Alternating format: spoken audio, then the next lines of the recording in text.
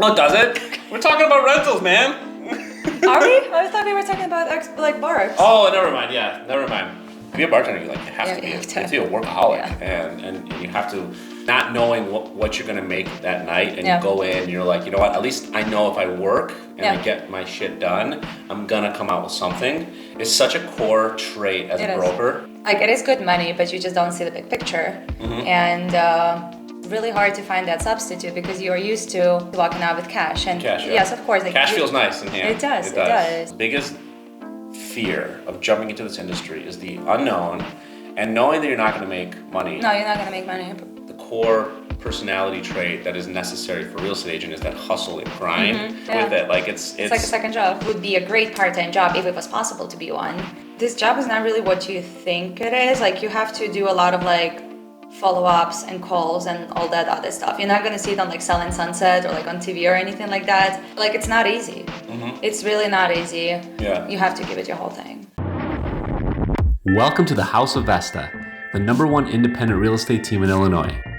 We are a group of characters and would love to welcome you into our home with open arms. If you love a good time and a good real estate story, come through and be part of the conversation. This is your host, Grigory Pekarsky. Episode number 3, House of Vesta podcast. Cheers. Cheers. Let's go. Girl Dad Greg and Ex-bimbo, Anastasia? I'm not letting that happen. There's no way. I don't Ex-bimbo? know. No Yeah, way. I'm an ex-bar bimbo. I don't like self-deprecating, It's owning. self-depreciating. It's owning it. Okay, fine. But could we have this an evolving name? Yeah. Okay, so it's ex-bimbo Anastasia. It's a cliche for a reason. I was thinking of Beast from the East, but I like that too, though. I'll let you think Okay. about it. But okay, Okay. for today's episode, Okay. I'm with ex-bimbo Anastasia. It fits the topic for today. Oh, does it? We're talking about rentals, man. Are we? I thought we were talking about bars. Oh, never mind. Yeah, never mind. So today's episode, you're absolutely right. So what we're talking about today is people that choose to get into real estate from other professions primarily, which is something that I've seen a lot of people get into, is from the service industry, right? It's a cliche for a reason.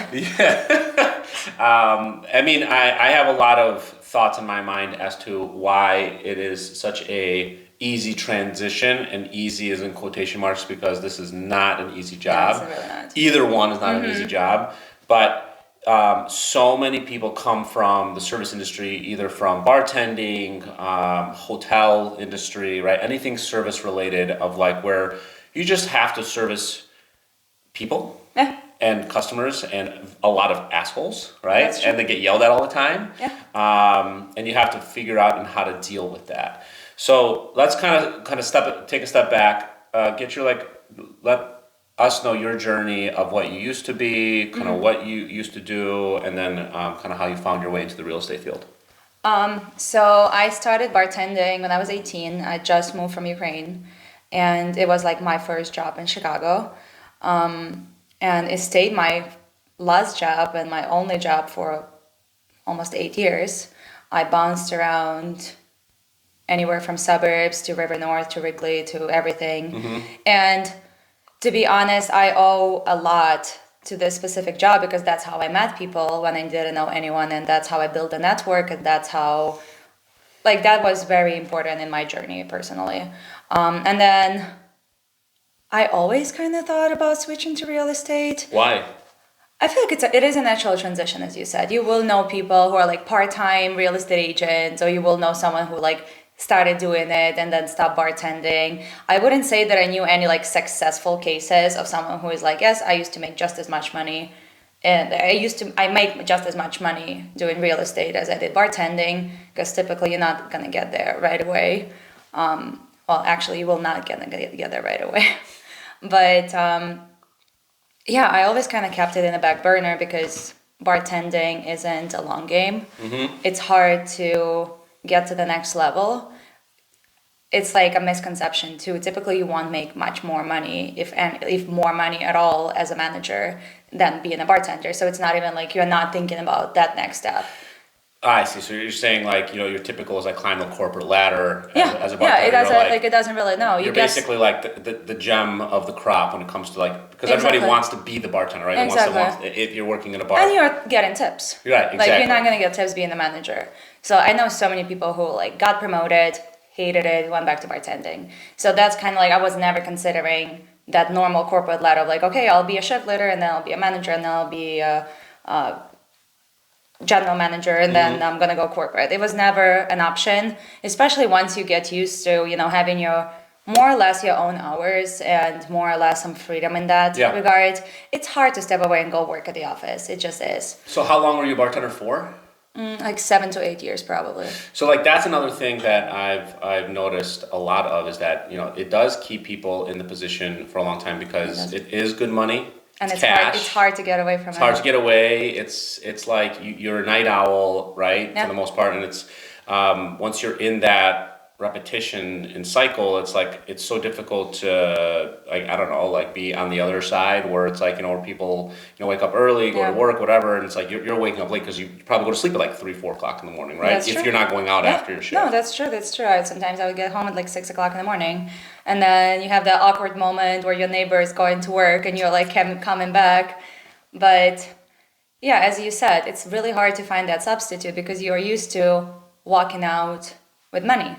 You're used to walking out with cash, and Cash, yeah. yes, of course, like Cash feels nice in hand. It does. And even though you're not guaranteed how much you make, you will not walk out with no money. Right. At all. Like it's just not gonna happen. Yeah, which again, it kind of like the core personality trait that is necessary for a real estate agent is that hustle and grind, and like not knowing what you're gonna make that night, and Yeah. you go in, and you're like, you know what? At least I know if I work and I Yeah. get my shit done, I'm gonna come out with something. It's such a core trait as It a is. broker, where it's like, yeah, I mean, I'm not, nothing's promised to me tomorrow, Yeah. right? I always say it's like I'm only as good as my next sale. Yeah. I regardless of how successful I've gotten, it's like I'm at the closing table. I'm like, this is it. Like this is our relationship can continue. We can be friends, Yeah. but I ain't making any money out of you until you buy again in the next 2 years or whatever. You give me some referrals. So everyone's like, shouldn't you be enjoying this closing? I'm like,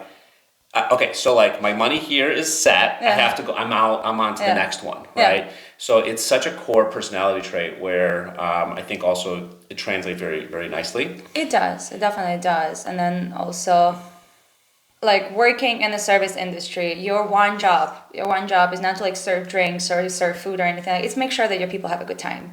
And it translates really well into any deal. All I want is that you are not stressed out Yeah. and it's a smooth transition and you're having like a good time buying the place because you know how it is. There is a bunch of brokers who don't know Yeah. what they're doing. There's Yep. a bunch of clients who have no idea what's going on because they're not being coached. Yeah. I want you to know exactly what's going on and I want you to have a good time. Like, yes, there might be serious like problems or something that's going to go with that will stress you out a little bit, but overall I want you to have a good experience because you're spending hundreds of thousands of dollars. It would be pretty logical for you to have like a good time doing it, no? Sure. Or to be reminded about what this is. This is a bigger picture, right? Where it's like people they get so nervous about the cost and the spend, like, and they make it so Yeah. serious, and they should definitely take it seriously. Yeah. But also like take it down a notch. Like let's have some fun. Yeah, just be excited. You're buying a place. Yeah, It's exciting. and that like special trick really wins clients for life because then they're like, I really enjoyed shopping with you, Greg. And also you helped me buy the right place. Yeah. So it's like it's nice that you made this experience so pleasurable. I'd rather actually enjoy the experience Right. versus like be scared out of my mind the whole time. For sure. Side question: how many drinks do you know how to make? Oh my god, a lot. Like Yeah? a lot. Like I used to work in like cocktail bars in River, like a lot. Wow. Yeah. What's your favorite cocktail? I would say probably like a good mezcal old fashioned.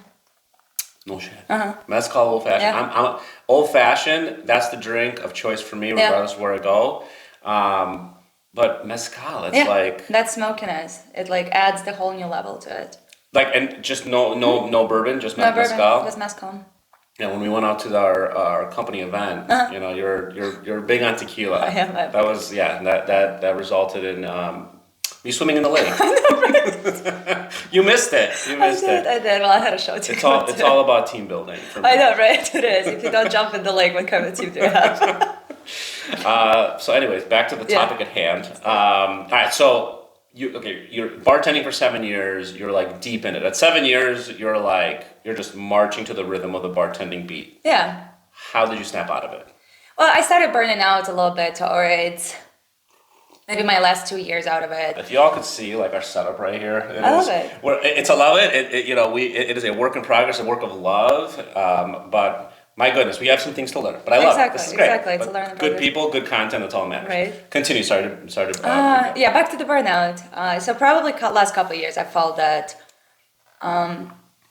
it's kind of like a Groundhog Day in a way. Could tell. It is. Yeah, It imagine. is. You just don't know exactly what's going on next, and like it is good money, but you just don't see the big picture. Mm-hmm. And it would be like at some point, like when I first moved to US, I didn't have family, I didn't have friends, so like I Sure. didn't care if I have to work Thanksgiving, Christmas. Yep. Halloween, I don't know, like Black Wednesday, Easter, literally every holiday there was. But you know, you live here for, at that point, I probably lived here for like 6-7 years. I know that I have family, like I have friends, I have things I want it to be, and it's really hard to build any sort of life, any sort of relationship, any sort of friendship, even when your schedule is completely flipped from everybody else around you. And then about a year before I made a switch, my best friend made the switch and he started doing leasing. So he was kind of that nagging thing on my shoulder, like, you should do it, you should do it, you should do it, you should do it. And that's how it happened. Like, I kind of knew as of like probably June, July, I already knew that beginning of the year, I will risk it. I'll keep like one bartending shift a week and just to like for some extra cash. And I will give it my whole everything I got to try and build a new career. So that was January of 2020, and then comes March, everything shuts down, and I was actually supposed to have my last bartending shift at that time too, because I was moving in with my now husband, and we lived in Printers Row. My job was in Niles. I'm like, I'm not driving it. So I've never got to have that last bartending shift because it was like COVID shut down. Oh, Yeah. so it's kind of like maybe it was like the foreshadowing of like enough. Right? You're out, you're Yeah, done. my universe was like, nope, cut it out. You're done. So you touched on something I wanted to talk about. So you met your husband while you were bartending, Yeah. right? Yeah. Your now husband. How long did you keep bartending after you met him? Probably like solid 9 months, I would say, to a year, something like that. Did meeting the love of your life end up changing the trajectory, you think, of exiting bartending at all? Or is it still very personal? Was it like a personal? It was very personal, but there was that moment of knowing that you have someone to lean on Yeah. and trusting someone to help you with Sure. that journey too, because it is hard. And a lot of people are being stuck in service industry, not because they're not driven or ambitious or anything like that, but because they have no other way to support themselves and they can't afford not to make money for 3, 4, 5 months sometimes, Sure. you know? Sure. Yeah, it was deeply personal, but I don't know if I would have tried it so fearlessly if I didn't have someone next to me who could have been like, at least even like give a moral support. I'm not Sure. even talking about financial one. Sure. Yeah, because I mean, I don't think it's like a matter of that work ethic, Yeah. right? No, it's Like, really to- not. To be a bartender, you have Yeah, to be you you have to. have to be a workaholic, Yeah. and you have to continue. Like that grind is there. I think but like anything else, the biggest fear of jumping into this industry is the unknown, and knowing that you're not going to make money. No, you're not gonna make money. And I think that people they know that, but if they don't plan for that accordingly through mentality, but also in their bank account. Did you save any money going into it? Like, Yeah. How did you plan for the financial aspect before you jumped I in? mean, I always make good money, and I'm not big on spending everything. So I did have savings. How many months would you say you had be like, if I don't make any money, I'm good for this amount of time? I probably had like close to 3-4 months saved up, and then like having COVID happening was kind of hard too, because you're like, Sure. okay, even if I had to, like this is something that like no matter what, like a deal falls through, or like you haven't closed anything for a while, I always have that in the back of my mind. Well, I can always go make drinks and still make money and pay my Right, rent. right. I always having that in the background, being like, I will okay. always be safe. nothing's gonna happen. I will always pay my bills. I'm never going to be like in a financial dump. Oh, man. But COVID happening within like Wow. 3 months of beginning of my new career, that wasn't easy, to be honest. Because it's like I related to that. basically like your whole like plan, your whole backup was like, yeah. nope, Nope. Sorry. not real, not gonna happen. Yeah. Didn't even think about that. Right. I remember the first few days of COVID. I went into just a rut because like you could tell the buildup was happening. You could tell something was coming. Yeah. I remember that's the particular moment where we just shut down, and thankfully my wife literally. So we shut down in March, and in February of the month before, my wife started a work from home job like exclusively. So we were like, okay, so like we have at least that. But I was like, for a 6-week period, I didn't like. I thought like I was like, okay, cool. Like what else can I like do? Like Right. can I deliver pizzas? I don't know. Yeah. Like what else is out there? Because it's just the way like I'm a terrible / awesome doomsday planner. Like I, starting to throw out like my wife's Nicaraguan. I was like, well, if we just move to Nicaragua and we start a farm and we have this much saved, we could probably. And my wife was like, it's like sorry. Step out of it. It's like if we go to Michigan where my parents live, we're gonna live with them. My dad has a gun, so I know you can protect us. She's like, I was like, all right, I'm sorry. I love that. But like.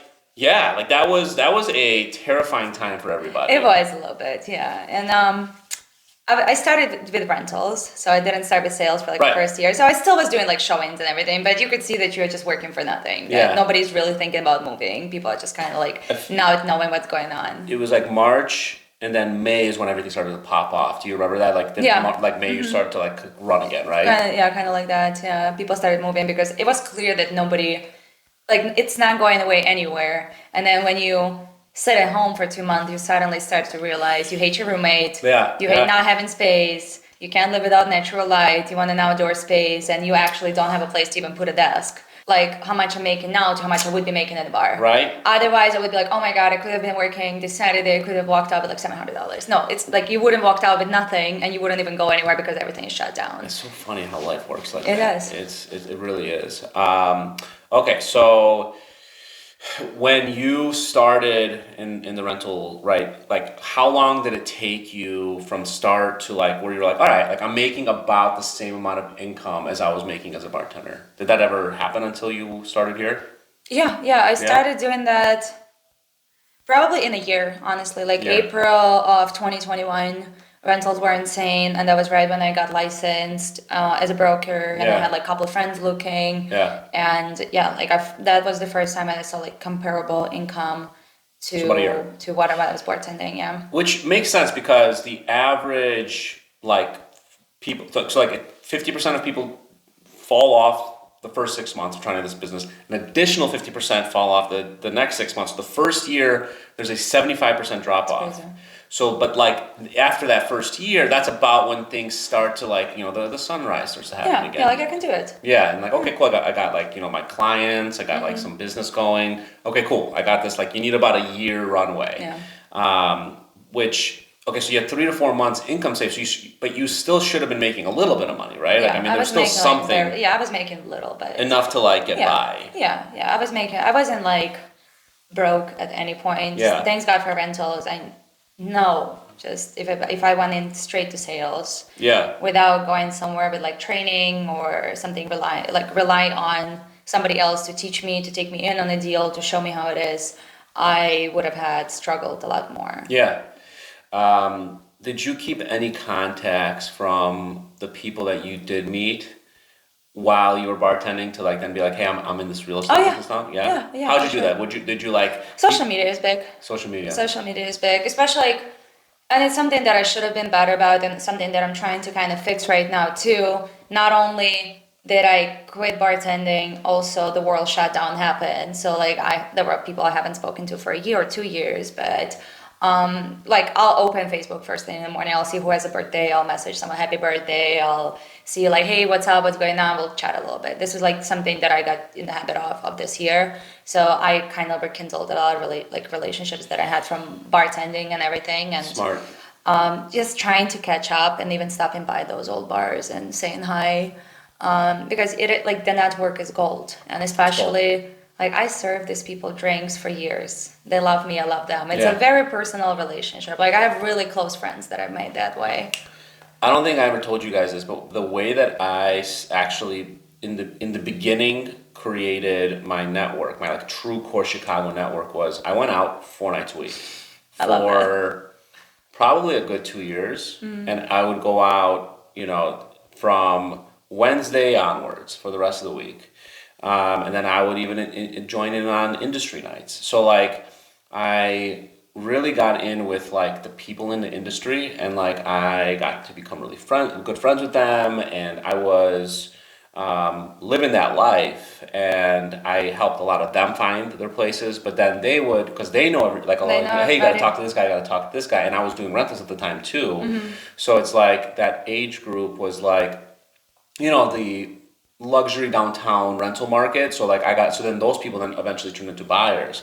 But like I still remember that, like that was my foundational, like that was one of my MMA, my money making activities, was like going out and partying. I'm actually starting to consider to rekindle something like that too. Yeah, it's tough though. It's like, I remember it's because it's not like our clients don't want to go out like early or whatever on a Saturday. And I specifically remember like, I'd be out, 2 or 3 o'clock in the morning, and I'd be like, cool, can't wait for my 9 a.m. like 5-hour tour tomorrow.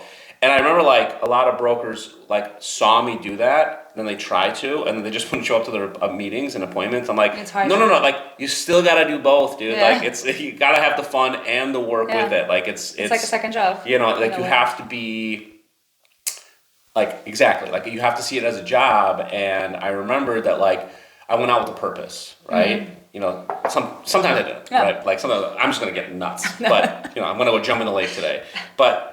Oftentimes it'd be like, all right, like I gotta, it's her birthday, or she had this going on, or he had this going on. I gotta ask him about that. Just to like, it's just those small things, like little like happy birthdays on Facebook, right? Like you said, like those things go such a long way.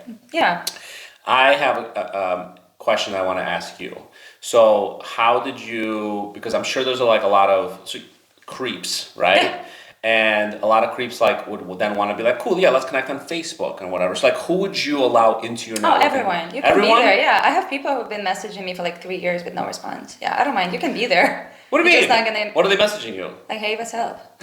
I'll show you. The obvious. Yeah, for like obvious, since 2019, like every month, like on the dot. Yeah. You can be there. I'm just not going to give you my attention. The grind of the creep. Like you gotta, like, you know what I mean? Like it's like they're just like, if I throw out 100 of these, right? It's a 2 to 3% conversion ratio, right? Yeah, it is exactly. Regardless of what you're trying to fish for or trying to sell, it's all about follow-up. It really is. It's all about the follow-up. Maybe they want a job. I don't know. They're good at the follow-up. Just kidding.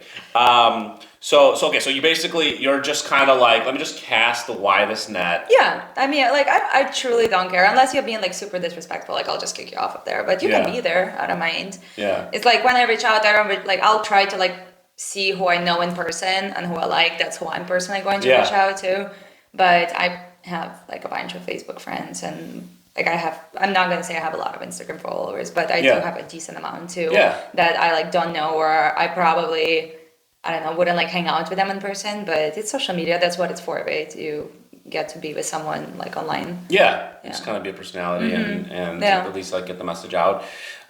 So if there is a bartender that's been thinking about switching over to real estate and they're listening right now, what would be your like top 3 things to like for them to think about and how to prepare to become a broker? I would say number 1 of them would be, this job is not really what you think it is. Like you have to do a lot of like follow-ups and calls and all that other stuff. You're not going to see it on like Selling Sunset or like on TV or anything like that. Like it's not easy. It's really not easy. And I have had so many people who'd be like, oh, I'll just do it part-time and I'll just like sell it to my friends and family. But then you have to think about it in perspective. Like, why would you trust someone with this, if not the biggest, then one of the biggest purchases of your life, to someone who doesn't do it full-time? Like, you have to understand that if you, like, yes, it would be a great part-time job if it was possible to be one, but I just don't think it is. Yeah. You have to give it your whole thing. You hit a perfect point because we don't actually we've done the part-time broker before and it never works, right? Because it's like you have to give it your all, Yeah. and you have to give it a runway of realistic expectation because let's say you start today. Rentals is a little quicker, right? So if you start kind of focusing on rentals, then maybe you can get something even within like a you get them to rent today, and so that means they're going to move in about a month. So you're going to see a check within probably 2 to 3 months, your first one. Yeah, realistically. But like for sales, where most people kind of think about and kind of get into, like you're going to be lucky to start going out with somebody with the first 3 months. Right, and that somebody with the first 3 months then might be searching for another 60 days, That's right? true. So let's call it, you're not going to get a contract for 4 to 5 months, right? I'm going to be under contract for another 2 months. Another 2 months. So like, I'd say easily assume the first 6 months you're going without anything and no money. And then depending on what, you're not going to sell, like your first place is going to be a $10 million sale, Probably right? not, no. Maybe, like, I hope that it is, Right. but it's not going to be. It's going to probably be like a $100,000 sale, $150,000 sale, which is kind of where people bust their chops, and nothing wrong with that at all. Yeah. It's just like, you got to understand that's about a $2,000 to $3,000 check, right? Yeah. That you're splitting. So then like, let's call it, you make $2,500 on your first sale, you bring home after Yeah. 6 months. So you got to remember that it's like over 6 months Yeah. that you're making $2,500. It's peanuts. It's nothing. It is. So I always say, if you're preparing to think about being in real estate, think about your fixed costs, right? That's true. What's your rent? What do you spend on food? What do you spend, like the things, your essentials, right? Like I'm not talking about like, you don't need to go watching. So like no bottle service. Yeah, no bottle service. Like for the first 6 months, you're not gonna do any bottle service, especially not right now, right? Like, and I'm just talking about a typical market. Yeah. We're in a very tough. I mean, you just got a deal done. You actually got a deal done yesterday. did. Congratulations, bam, let's go. But many people will. I know. You've been grinding, and Yeah. like, how big is your database now? And it's like you're doing all of these things now for almost a full year, right? Yeah. And it's you're literally like you're grinding. So let's just assume if you need to have at least, I would say, comfortably a year's worth of fixed expenses. Yeah. No, that would be perfect. Definitely. So let's just say on the low end, somebody's fixed expenses are $2,000 a month, where like who has $2,000 in if you're living in Chicago, but I'm just giving you this as like easy math. That means that like you need a kitty of $24,000 to comfortably not be one of the 75% that fail in their first year. That's true. And if you think that you'll just have a second job or something like that, I'm not saying it's not possible. It is. But then you distract yourself and you spread your attention too wide, and it's hard to be concentrated on this grind when you're doing something else, and it's not ideal. Yeah. So, I think that it's a great industry for the right people. You have to really think about if it is the right choice for you. I would say, talk to people in the industry currently. You also, there's a whole thing of understanding of, we talked about like where to choose to work and whatnot, what you want to focus on, get your game plan right, because everything in real estate is about the activities that eventually will get you to your success. Like you can't just kind of start day one and be like, all right, cool, like how do I sell a house? It's When like, do I get paid? yeah, when do I get paid? It's like, here's what I'm going to be doing today. So you got to make sure you have that plan going. All of these things you got to think about to make sure that you're going to give yourself the best chance of success. But I will say there are a lot of success stories of people that come from the service industry. So if you are a bartender, or if you are in the hotel industry, or if you're just in the service industry in general, and like you have a special gift already, you know how to deal with humans, which is not an easy thing to do. No, it's really not. It is, You're already part therapist, and you have to have this trait for our job. Exactly. Because I mean, there's a lot of like shows and things like that show like how the bartender like listen to people's problems, and people come to their local watering hole to talk to the bartender about that stuff. It's sort of like the same when you have like the amount of like conversations that I've had where I'm like, dude, I'm not qualified to give you any of this advice, but I'm more than happy to listen and talk to you, because you're spending time with these people. Yeah. You're getting like so close to them because they are trusting you with one of the biggest, if not the biggest financial decision of their life. So you guys have it in you to be a great broker, but like that doesn't necessarily mean that you're going to make it, right? Like you have to have that plan, but like Anastasia, I have to tell you, like you are a delight and you are an inspiration for showing what can be. I mean, you've had an absolute just breakthrough first year with us, but it's like you call your people all the time, right? You don't miss your money making activities. Like you do all of the other grind work, the 97% of the stuff people don't see, to be like but everybody sees your success, which is like the fun stuff, right? That's great to showcase, but that's the 3% of the job. Yeah. So those are the things I would say that if you're thinking about getting into industry, really think about. So any closing remarks? I don't want to even call you by your name. What It's is not it? like selling sunset. What- That's it's my not like closer. selling It's really not. It's not like selling sunset. That's it. You can. I will ask you this: today, this year, you are like, are you making more money than you were as a bartender? Yeah, hands down. Hands down. A lot more money. Yeah. Yeah. Yeah. So there is a reason to this madness. It can pay you handsomely. Again. But you guys should see her work ethic. I mean, it is. We've had hundreds of people through the doors in Vesta Preferred, and only a select few people are as successful as you have become here. So big ups to you, but there's no surprises as to why it is. Yeah. I think that's it. I think that was a fantastic it. conversation. I appreciate you sharing your history Yes, of your service industry and kind of how that's translated. And thank you all for joining us on the third amazing episode of House of Vesta. Cheers. Cheers. Welcome to the House of Vesta. If you love a good time and a good real estate story, come through and be part of the conversation.